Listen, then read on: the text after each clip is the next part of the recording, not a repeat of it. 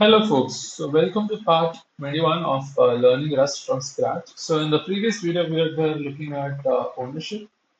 So, we understood what is ownership, and at the end, we were looking at do we really have to keep uh, giving ownership to every function we call, for say something like string type or any type that is on the heap?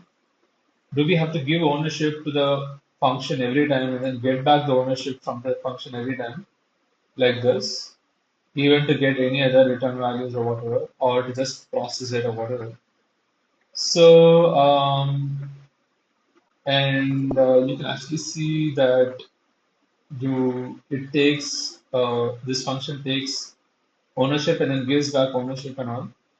The return moves out of the calling function, and you can also change the value of the string if you use it as a mutable string, right? So if you say mutable and then domain, it actually takes a back, right? This I believe will not mutate. So can't borrow as mutable as it's not declared as mutable. So here it says 39, so I'll just put it as mutable. Take it as mutable here, and then run it. So you can see a string is hello, comma, word, data, and it's mutated, and then S3 it gives back the ownership to S3 over here, the variable. So you can't just keep returning this, right? Like you can't just keep changing the value, returning and whatnot.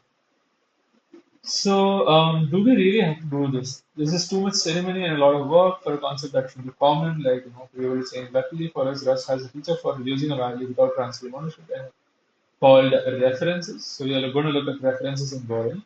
The issue with the tuple code in listing 4.5, which is over here, 4.5, is that we have to return the string to the calling function uh, so that we can still use the string after the call to calculate underscore length. Because the string was moved into calculate underscore length. Instead, we can provide a reference to the string value.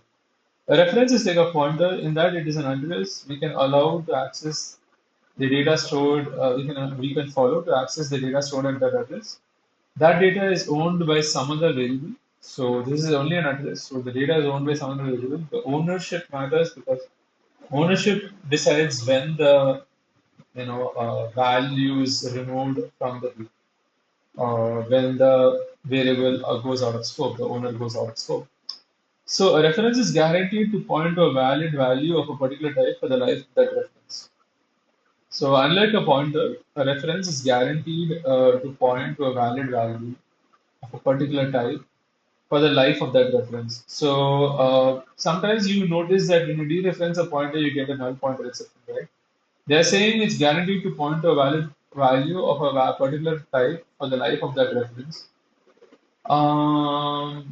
Is it possible to give reference to something that is gone out of? I think it is probably because let's say you put S2 equal to S1 and then here you send S1. It will say S1 has been borrowed after it got moved. So let's see, here is how you would define and use a calculate underscore length function that has a reference to an object as a parameter instead of taking ownership of the value.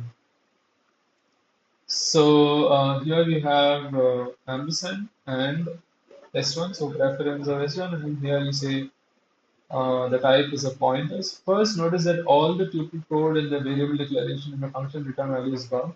Second, note that we pass ampersand S1 into calculate time, and in its definition, we take ampersand string rather than string. These ampersands represent references, and they allow you to refer to some value without taking ownership of it. So um, so basically S points to S1, S1 points to S1. Okay, S points to this. Okay, it does not have any length capacity and all. And then S1 points to the value. So okay, so and they allow you to reference some value without taking ownership of it. Depicts this concept. So note the opposite of referencing by using ampersand is dereference. Is accomplished with the dereference operator. Um, is dereferencing. And we'll see some uses of the dereference operator in chapter 8 and discuss details of dereferencing in chapter 15. So let's take a closer look at the function call here. S1 is a string from a string literal, and you will do this. The ampersand S1 syntax lets us create a reference that refers to the value S1 but does not own it. So it refers to the value of S1, yeah, but it does not own this value. So in this case, if S goes out of um, scope, this does not get deleted. Only when S1 goes out of scope, it gets deleted. Um, because the reference does not own it, the value it points to will not be drawn when the reference stops being used. Okay. So likewise, the signature of the function uses ampersand to indicate the type of the parameter.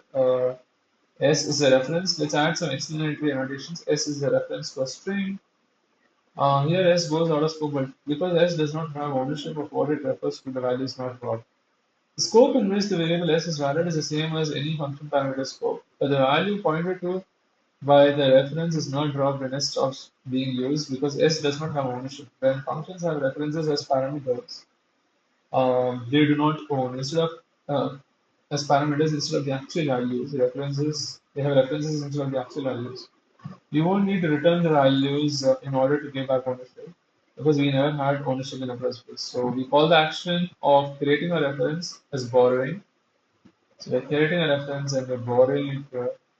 So as in real life, if once a person owns something, you can borrow it from them. When you're done, you have to give it back. You don't own it. So what happens if we try to modify something you're borrowing? Try the code in listing POSIX, spoiler alert, it doesn't work. Okay, so we copy this. Can you do a mutable borrow? I don't know. Let's see.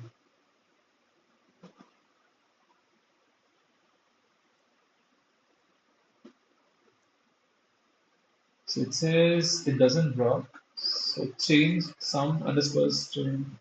So some, cannot borrow as mutable as it is behind the reference. Okay. So can I say mutable? Variable does not need to be immutable. Okay. Cannot borrow. Okay. Can I say mutable reference? Mismatched types.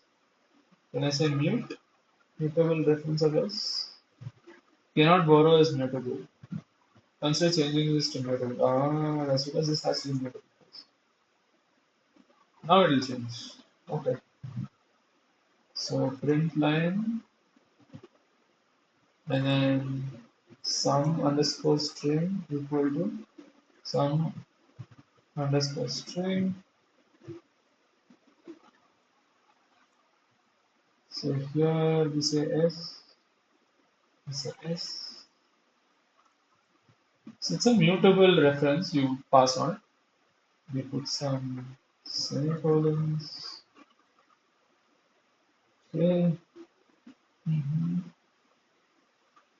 You need to put a semicolon or you don't need to put a semicolon. It's kind of like a return algorithm. Uh, so here you can see S is hello, some string is hello, comma world, and then S is hello world. So it's a mutable borrow, right? So I'm guessing this will come up later. Can you send a mutable reference mismatch types? Cannot borrow some string as mutable as it is behind it. So something is an AND reference, so the data it refers to cannot be borrowed as mutable. So okay. Consider changing this to a mutable reference. No, we don't want to do that. It's still hello, hello, hello. Cool. So it does say you can change it into a mutable reference. So let's see. See here, it's a mutable reference. If you say like this, I think there'll be an error. Types differ in mutability.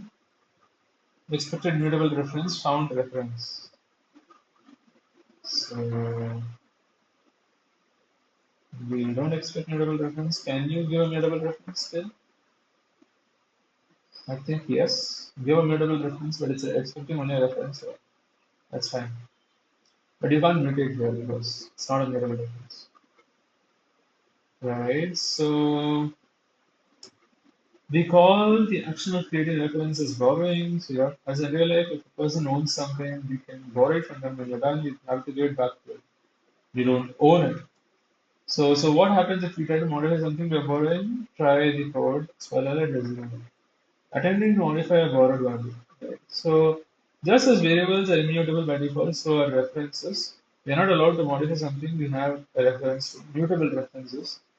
Uh, just a reference to no, we have a mutable reference to yes, we can modify. So this is not a great thing to say because a mutable reference is also a reference. Anyway, so we can fix the code from listing forces to allow us to modify a borrowed value with just a few small tweaks that use instead a mutable reference.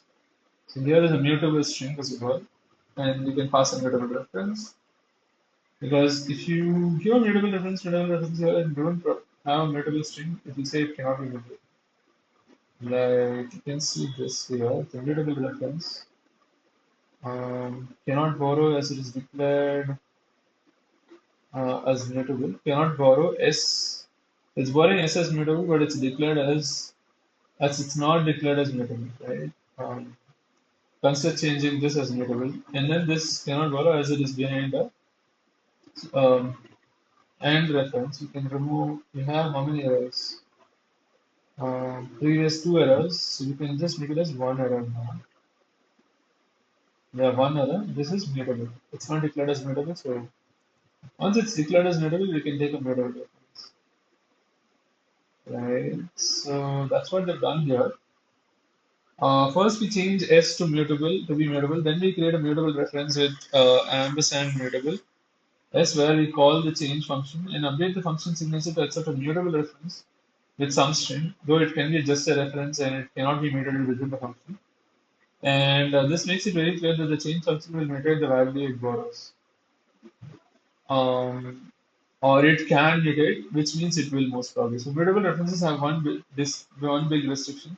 If you have a mutable reference to a value, you can have no other references to the value. Oh. This is code that attempts to create two mutable references to S with Q. Ah, interesting, interesting. That's very interesting. So we try to create two mutable references.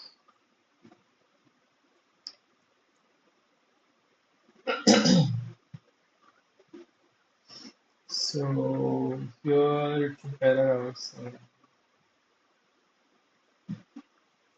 Cannot borrow S as mutable until more than once at a time. First mutable borrow occurs here, second mutable borrow occurs here. First borrow later used here. So this error says that this code is invalid because you cannot borrow S as mutable reference more than once at a time. The first mutable borrow is in R1 and must last until it's used in the print line. But between the creation of that mutable reference and its usage, we try to create another mutable reference in R2 that borrows the same data as R1. A restriction preventing multiple mutable references to the same data at the same time allows for mutation, but in a very controlled fashion. Um, it's something that new restrictions struggle with because most languages let you mutate whenever you would like. The benefit of having this restriction is that Rust can prevent data races at compile time. A data race is similar to a race condition and happens when these three behaviors occur. Two or more pointers access the same data at the same time. So two or more pointers is accessing the same data at the same time. So the last change would be the change that remains. Other changes might get overwritten. At least one of the pointers is being used to write to the data. So more than one writer and others are readers. There's no mechanism being used to synchronize the access to the data. Right? Um, so data races cause undefined behavior and can be difficult to diagnose and fix when you're trying to track them down at runtime. Rust turns this problem by refusing to compile code with data races. As always, you can use curly brackets to create a new scope, allowing for multiple mutable references, just not simultaneously. R1 goes out of scope here, so you can make a new reference with no problems. So Rust enforces a similar rule for combining mutable and immutable references, but this code results in an error. So this is mutable, S.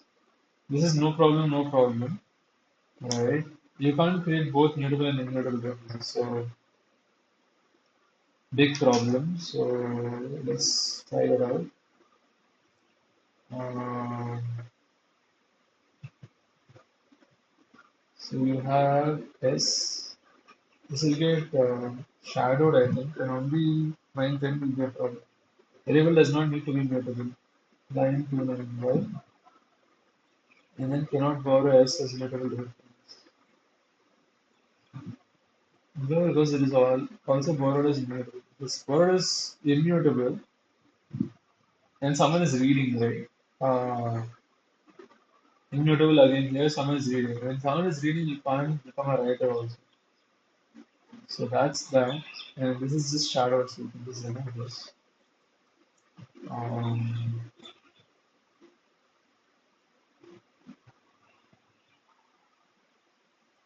can it also be done like this? Mutable, oh, two mutables, not allowed. Mutable, two immutables.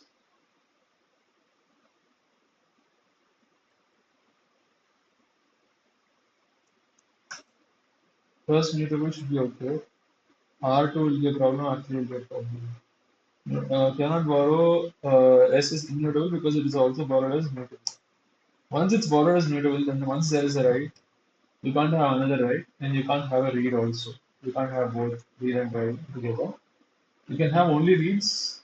Yes, you can have one write. You can, or you can just have multiple reads, but you can't have writes. This is once you say mutable reference, you can't have a reading thing. This can write, this can read, and so there's a mutable borrow later used here. This can mutate. So mutable borrow occurs here, immutable borrow occurs here. Cannot be immutable if once it's mutable. And if you put all of this as mutable, it will say error again. Cannot be as mutable more than once at a time.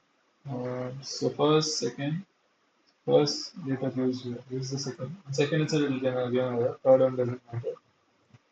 What about this? Yeah. And then it says immutable also. Can we try this again? I want to see that I know as yeah. Cannot borrow S as mutable more than once at a time. So first borrow second one. And then this is for as middle one. First second. This is one more second middle. First later use here. Right? So if you do immutable, mutable, say you do this too. Immutable, mutable, immutable. As mutable because it's already borrowed as immutable. And cannot borrow S as immutable here, R3, as it is also borrowed as immutable in R. So these two they're saying you can't take mutable because first it's mutable.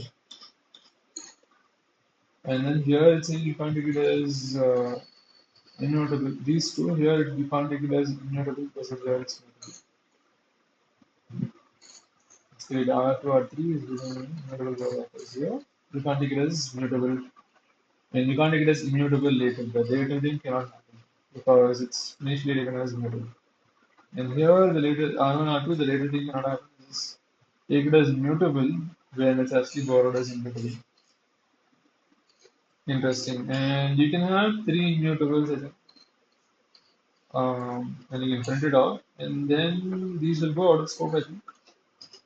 I don't know. This is not going out of scope, but this is. Let's see. This is immutable, immutable, immutable, immutable. Okay. So this can be done, I think. So the reference has been taken and it has been used, and then later you can mutate it. Right. So after this, I think R can R be used here. I think here if it comes, then it might give an error. Yeah. Cannot borrow S as mutable um, because it is also borrowed as immutable. Immutable borrow later used here. There's an immutable borrow here. It's used here. It's used later here also. So where there is a usage of immutable or borrow, where the immutable borrow happens, uh, and then where there is a usage of immutable borrow, between that, if there's a mutable borrow, then it's a problem. Okay. So here they're saying I want to read, and the reading happens here and here also. Between the reading and when they say we want to read, if someone says I want to write, possibly write, then it's a problem. So even if you don't actually mutate it and give even immutable over here, it's a problem, right? So interesting. So Rust enforces a similar rule for combining mutable and immutable references. So you can't have both mutable and immutable. So immutable, immutable, like combining immutable and immutable in any way. First mutable and then immutable. In this case, mutable, and then if you say immutable one, and then use both in one line. Or immutable first, in this case, immutable, immutable, and then mutable. So you can't borrow an mutable because it is borrowed as immutable, and immutable borrow, immutable borrow, but then occurs here, and then first, and then immutable borrow later used here, so you cannot mutate in between, right? So that's tricky. So I will actually take a break now and come back.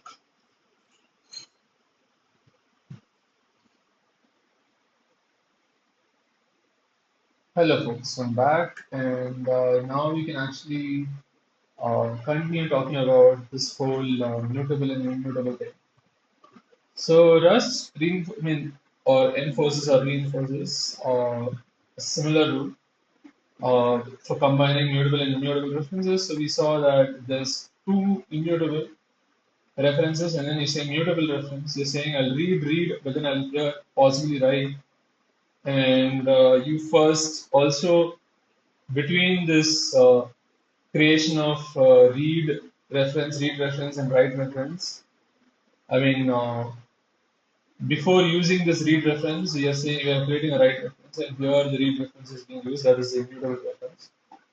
So the borrow happens here, later is used here. So we also cannot have a mutable reference uh, we also cannot have a mutable reference while we have an immutable one with the same value. Users of an immutable reference don't expect the value to suddenly change out from under them, like out of the blue. So, however, multiple immutable references are allowed because no one who is just reading the data can write it as a ability to affect anyone else is reading of it. Note that a references scope starts from where it is introduced and continues through the last time that reference is used. So, as you can see here, the reference scope starts here and will not be used after this point. So no problem here. Read, I do the reading and done. I'm not using R1 here. Then you can go. So for instance, this code will compile because the last usage of the immutable references is in the print line before the mutable reference is introduced.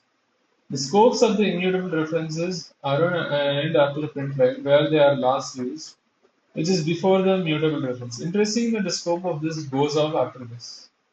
Like you can use it. If you use it, it will be usable here. But if you use it after creating the mutable reference to S, then it's a problem. So, which is before the mutable reference R3 statement. These scopes don't overlap, so this code is allowed. The compiler can tell that the reference is no longer being used at a point before that reference is no longer being used. So after this, it's not being used at a point before the end of the scope. So scope is still here, but stops. So even though borrowing errors may be frustrating at times, remember that it's the Rust compiler pointing out a potential bug early at compile time rather than at runtime and showing you exactly where the problem is. Then you don't have to track down why your data isn't what you thought it was. Dangling references. In languages with pointers, it's easy to erroneously create a dangling pointer, a pointer that references a location in memory that may have been given to someone else. by freeing some memory while preserving a pointer to that memory. By freeing some memory while preserving a pointer to the memory. In Rust, by contrast, the compiler guarantees that references will never be dangling references. If you have a reference to some data, the compiler will ensure that the data will not go out of scope before the reference to the data does. So that the data will not go out of scope before the reference to the data does. So the reference to the data has to go out of scope, then only the data can go out of scope. Reference to nothing, dangle. Yeah, so let's try to create a dangling reference to see how Rust prevents them with a compile time error. So reference to nothing, right, and then dangle. So and it's creating a reference, right? You as returning a reference. It's this. It's a immutable reference. You're giving it this, right? Um, this is going out of scope, but this is available over here. The data is going out of scope, and here's the error. So compiling ownership or missing lifetime specifier. So expected named lifetime parameter. This function's return type contains a borrowed value, but there is no value for it to be borrowed from. So this function's reference type contains a borrowed value, but there is no value for it to be borrowed from. Consider using static lifetime, but this is uncommon unless you're returning a borrowed value from a const or a static. Instead, you are more likely to want to return an owned value. So here's string, right? You can just move the ownership itself. Cannot return reference to local variable s. So it says cannot local variable s because s goes out of scope. Returns a reference to data owned by the current function. Uh, so cannot reference a local variable s owned by the current function. So it's a local variable, it will go out of scope, so you can't return a reference to it. So this error message refers to a feature we haven't covered yet, lifetimes. We'll discuss lifetimes in detail in chapter 10, but if you disregard this, the part about lifetimes, the message just contains the key to why this code is a problem. This function's return value contains a borrowed value, but there is no value for it to be borrowed from. Contains a borrowed value, but there is no value for it to be borrowed from. No value because after the function is over, there is no value. Exactly what's happening at each stage of a dynamic code. Dangle returns a reference to a string. S is a new string. We return a reference to the string S. Here S goes out of scope and is dropped. So S goes out of scope, it's dropped. So the reference to S, its memory goes away, danger. Right? So because S is created inside Dangle and the code of Dangle is finished, S will be deallocated. But we try to return a reference to it. That means this reference would be pointing to an invalid string. That's no good. Rust won't let us do this. The solution here is to return the string directly. This works without any problems. Ownership is moved out and nothing is reallocated. So ownership is moved out to whatever is calling it and nothing is reallocated. The rules of reference, let's recap what we've discussed about reference. At any given time, you can have either one mutable reference or any number of immutable references. You can just have one mutable reference, that's fine. Um, you can't have one mutable and n immutable. N can be greater than or equal to 1. But you can have, you can have only one immutable reference. That's it. If you have immutable references, you can have many immutable references, but no immutable references. Right? References must always be valid. Right? So the data will go out of scope only after the reference goes out of scope. Thus ensures that the data will not go out of scope. Thus ensures the data will not go out of scope before the reference goes out of scope. So before the reference goes out of scope. So if the reference is going out of scope, after that only data will go out of scope. If the data goes out of scope before the reference goes out of scope, that is reference is in scope, but the data goes out of scope, that is not possible. So yep. Only first the data will only go out of scope and then the reference, not the other way around. I mean, sorry, not first. As first the reference will go out of scope, then only the data will go out of scope, not the other way around. It's not like data will go out of scope, then the reference will to the data will not make sense. It will be in scope. After that, it will go out of scope. And during in scope, it doesn't make sense. Where does it refer to, right? If the data is gone out of scope and is dropped. So assuming it's a heap data, of course, only heap data can have references and borrow. So that is that. So I'll do the next video on slice, and I think that's all there is to ownership. And then there is structs, there is events and pattern matching, managing growing projects with packages, crates and modules, common collections, error handling, generic types, traits and lifetimes. You have in 10 lifetimes. Writing automated tests, IO project, command line program, command line tools from CLI program, functional language features, iterators and closures, cargo crates, smart pointers, fearless concurrency, threads, fundamentals of asynchronous programming, async await features and streams, OOPS concepts, object oriented programming features of Rust, patterns and pattern matching, advanced features, and final project. Cool. So we'll be doing chapter 5 next. That's all I have for this video. I'll see you next time. Bye.